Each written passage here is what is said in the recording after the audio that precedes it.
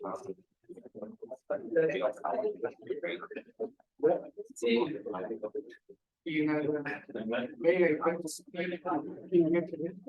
so we're going to present our market analysis about the Bocadillo veleño in Ecuador.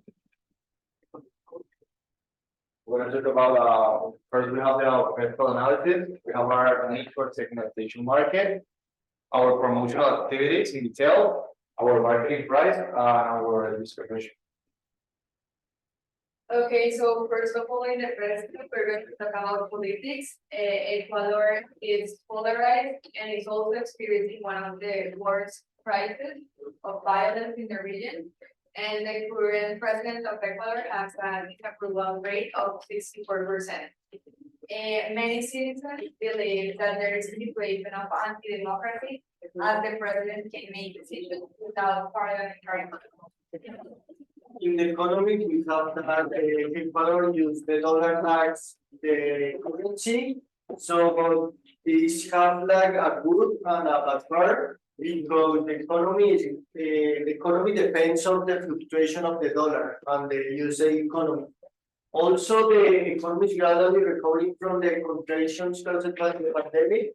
The pandemic have a bad effect in this country and they're recovering. And we have an information of Función de Transparencia y Control Social, the FTCS, that say that the government aims to improve quality employment opportunities by enhancing the sustainability and transparency of public finance.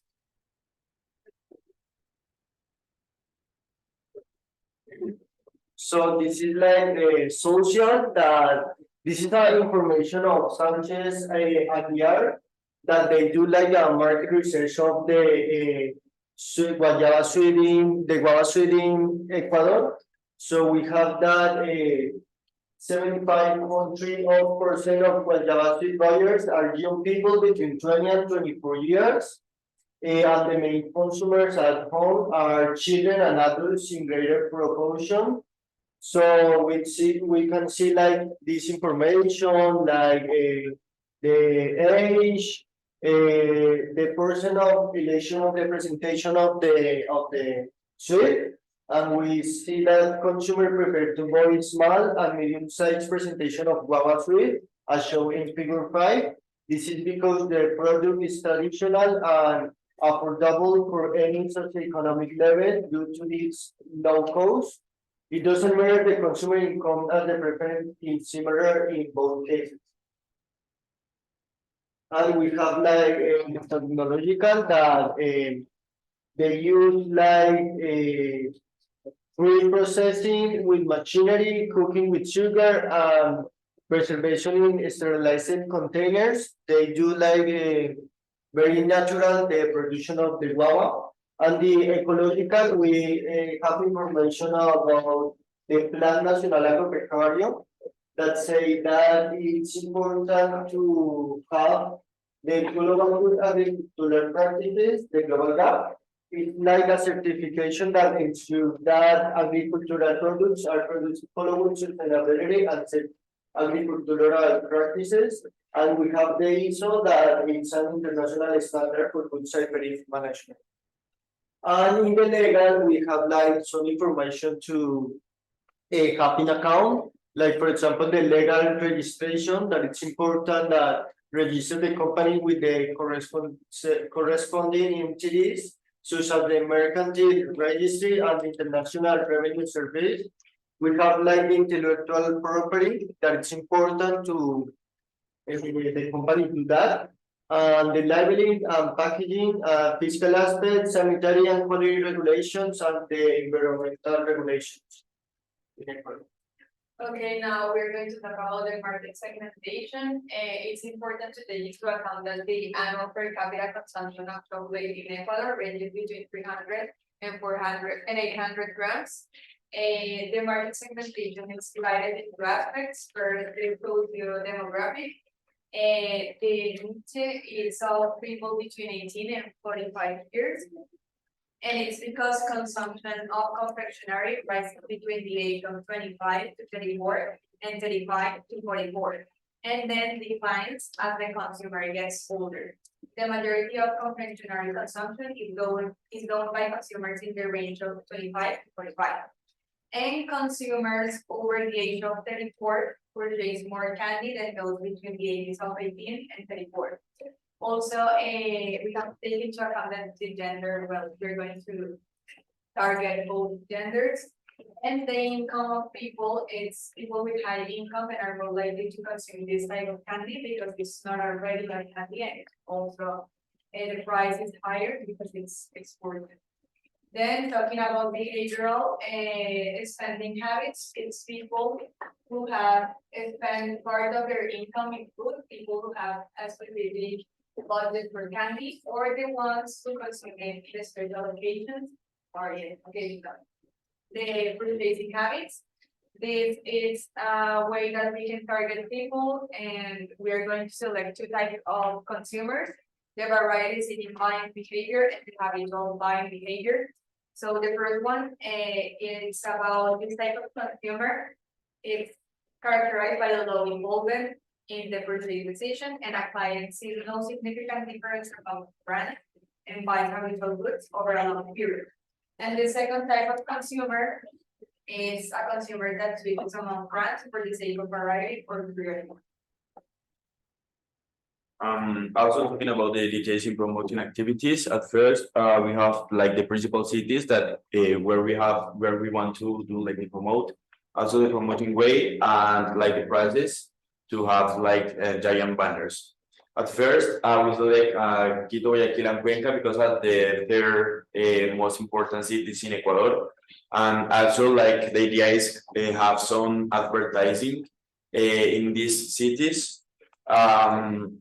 Especially like in Quito, we have an important street that is called Boulevard 24 de Mayo.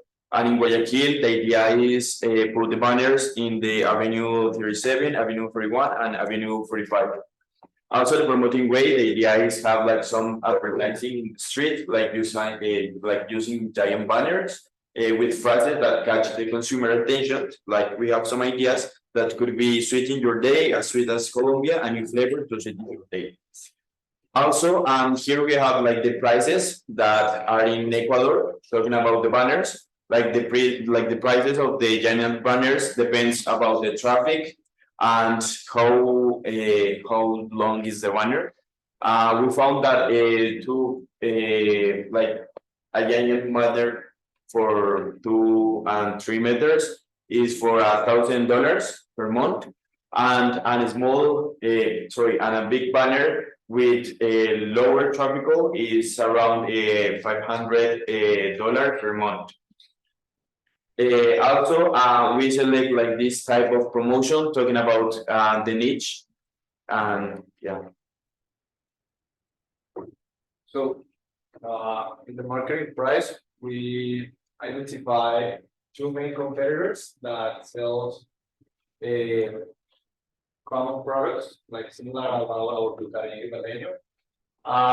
We saw that in Guayabal, they sell a package of 12 candies, which have a price of $1.66. Now we have the service package that comes 400 grams and has a price of $2. So that's why as we are gonna export normally international products, mainly Latin America, has a higher price in order to have our revenues. So we decided that the unit price will be 35 cents, only one Bocadillo veleño. But we selected two packages in order to sell, which is the 8 Bocadillo veleños. It's gonna have a cost of $2.8, and the 18 Bocadillos, which will have $5.20 a price. Well, now talking about the possible distribution channel to use, we select those companies. Why? Because those companies are from here, from Colombia. So the idea is to sell the Bocadillo veleño next to the next to the cash register, right? Like, when you go to Subway or some restaurants, you can see little boxes with products. So it's more easier to get in contact to the product and talk the product to the consumer. And with this, the consumer is going to have more expectative of the product and is going to sell it. Well, also we have the Expo Suite. This Expo Suite is an international fair that is made in Ecuador, where you can see all kind of products that comes from other countries. So this is also a good possible distribution channel. And Supermaxi. Well, Supermaxi is a huge supermarket in Ecuador, and you see a lot of people over there. So we consider Supermaxi also as a good possible distribution channel. It's important to mention that Juan Valdez, El Corral, Crepes, and Archie's in Ecuador has a lot of consumers. So this is going to be the best way for the Bocadillo veleño. That's going to